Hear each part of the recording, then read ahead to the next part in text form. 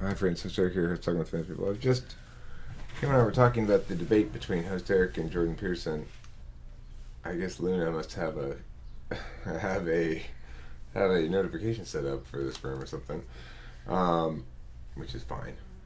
Anyway, we were just chatting about the video in which Abraham imitated me and Floyd imitated Jordan Peterson, and hi Luna, and we were watching. Then we decided to watch this video to see him talk. Why you avoid fulfilling your potential with Jordan Peterson, and it's a video about the biblical story of Genesis. Anyway, Kim was commenting that the thing that she doesn't really find appealing about Jordan Peterson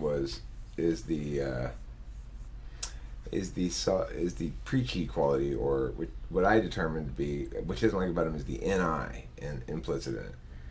So basically, I was suggesting that, just in the same way that I don't like to see SE as the dominant approach, which is to say, just do it, just pull the trigger, just execute. Right. Don't enough empty talk. Let's just do it.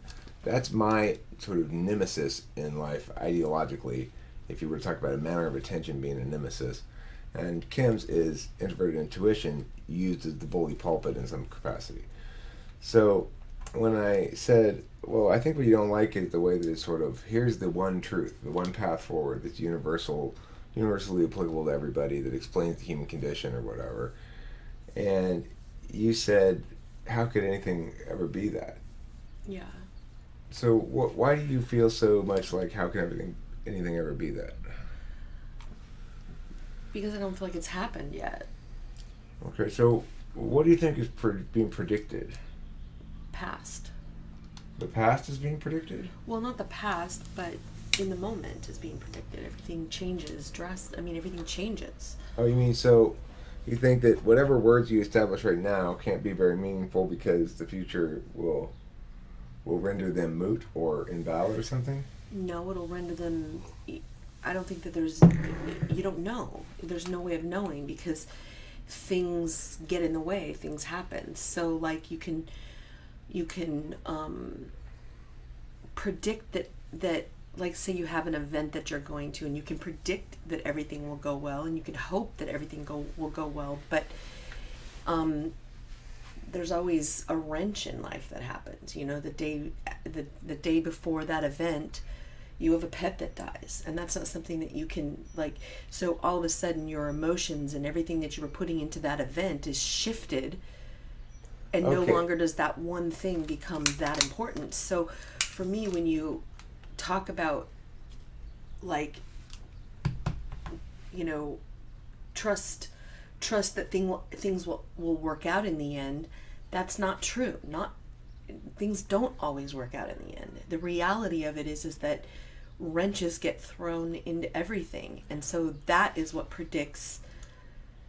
Am I making sense? Okay. I've got a couple of things though here. Number one is, what I'm really curious about is why the video we were just watching was about Jordan Peterson saying that in the story. I wasn't even listening to the story. The story of Genesis, it talks about how humans awaken to understand their own vulnerabilities and their own inadequacy, and that's what holds people back from fulfilling their destinies. They are too aware of their own inadequacy or their own smallness.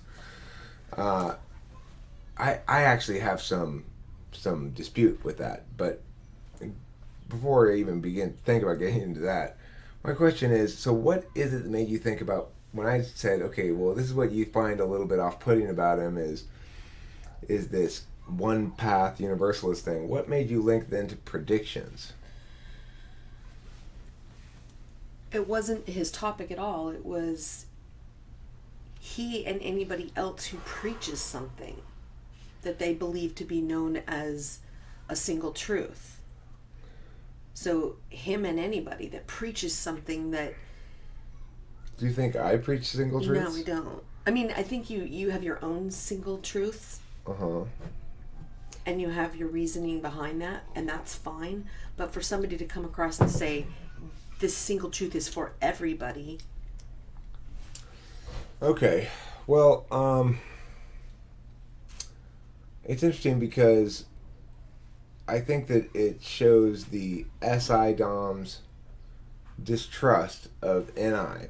While, I think that she understands the proper place for NI, and uh, but misunderstands maybe why it's the alternative to it being in its proper place. Like, I think your alternative is to know everything as much as you can to prevent the bad possibilities from happening.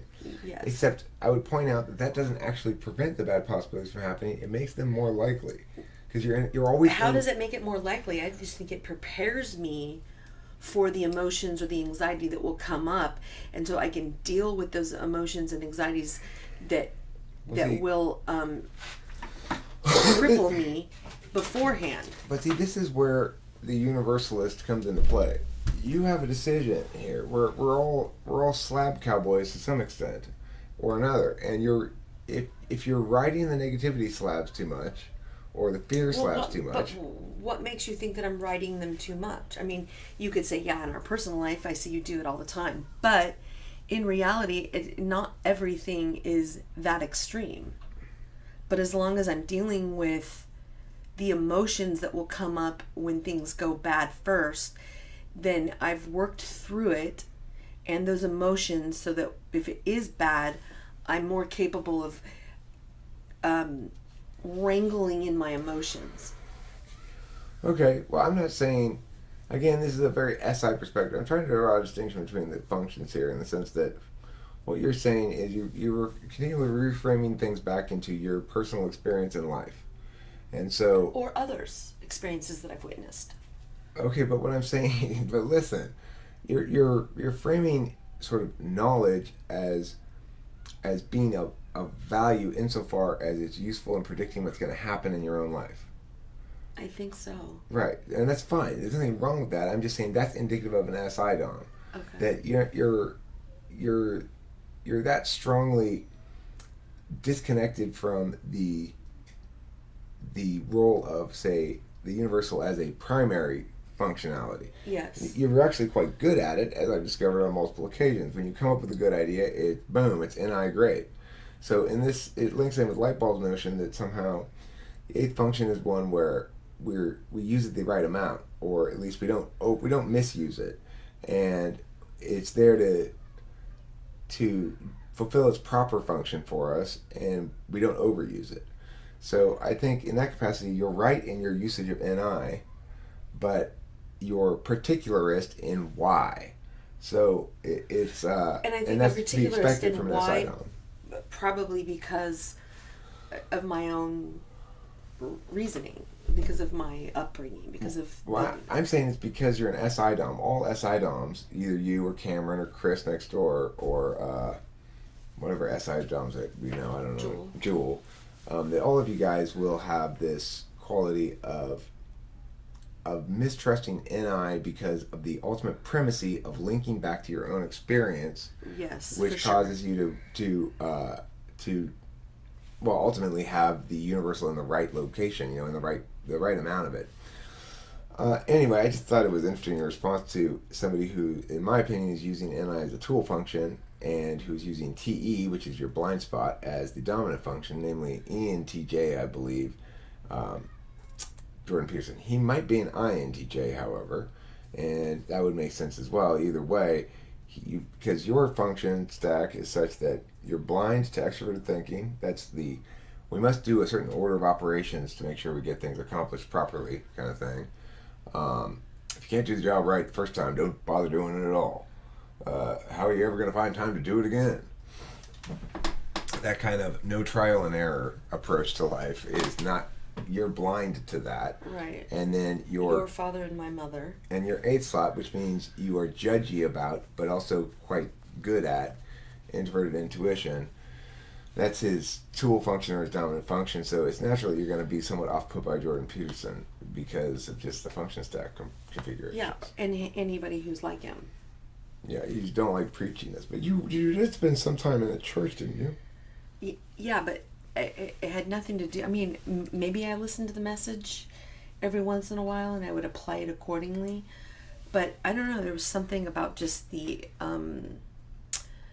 don't know, I did get something from It was a going good to church. FE environment. Well, I don't know. You know, it was also something that my mom wanted to do with me. So maybe it was me trying to please my mom, and it was something that we did together. And, you know, so I don't know. Maybe it wasn't the church per se, but It's just FE opportunities provided Could be. according with the church. So have you ever heard a message you've been captivated with? Like you read a book and go like, this guy really knows the answers. I'm going to listen to him. I'm always really skeptical, and I kind of piece it out, like what would apply and what wouldn't for me.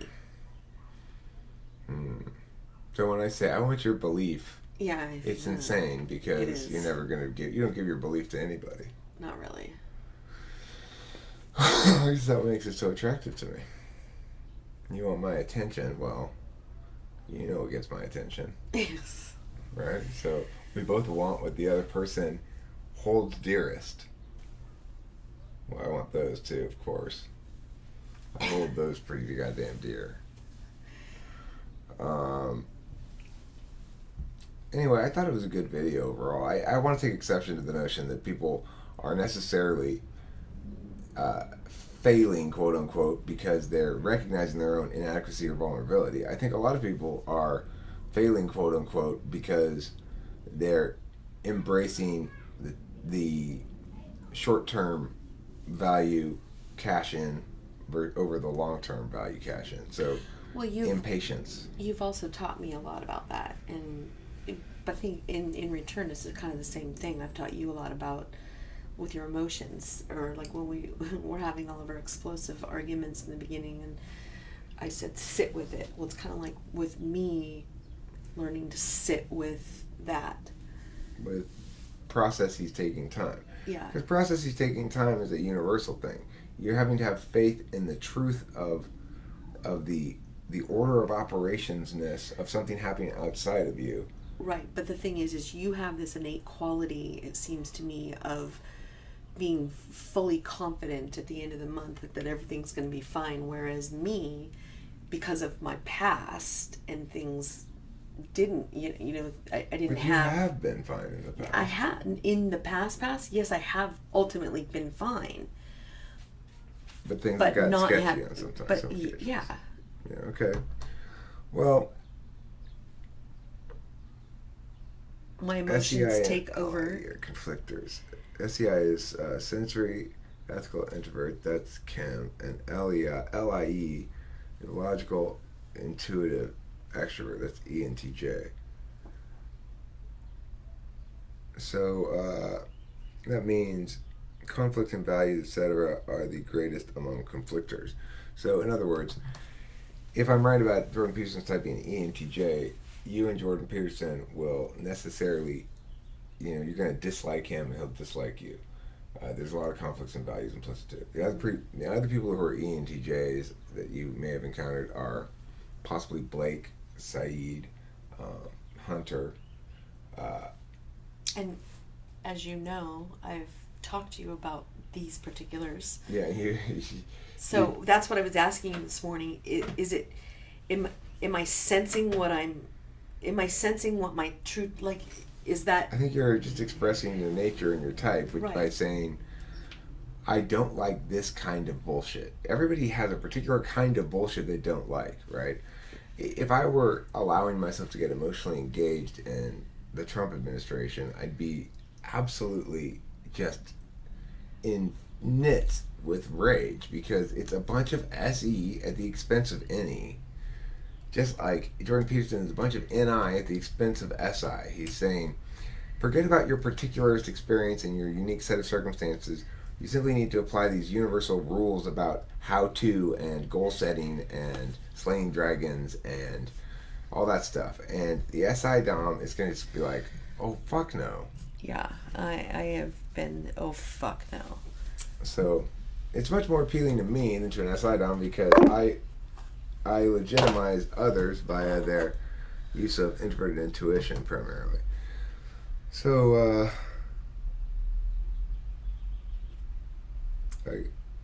alright, gonna sleep like I intended to. Bye, Luna. Luna is from Hong Kong, for those of you who don't know. And She's a teenage girl super genius from Hong Kong who hangs out at TwFP because TwFP is so rad. Anyway, it makes me so happy to have this wide, I guess, diversity. You know, like, we've got a lot of diverse people here, but they're all, everybody who hangs out and sticks around is intellectually engaged for sure. So I appreciate that, and I think it's super cool. Anyway, thanks for watching, and I hope this clarifies the question. I know what I'm going to title this: Why ISFJs Hate Jordan Peterson. That's a good title. Well, not say why ISFJs hate Jordan Peterson, but say why ISFJs aren't interested in Jordan Peterson. Now you're deprioritizing NI too much. Well, I don't really want... It's a title. Okay, fine. You see the kind of shit I gotta deal with all the time? I gotta deal with this shit all the time.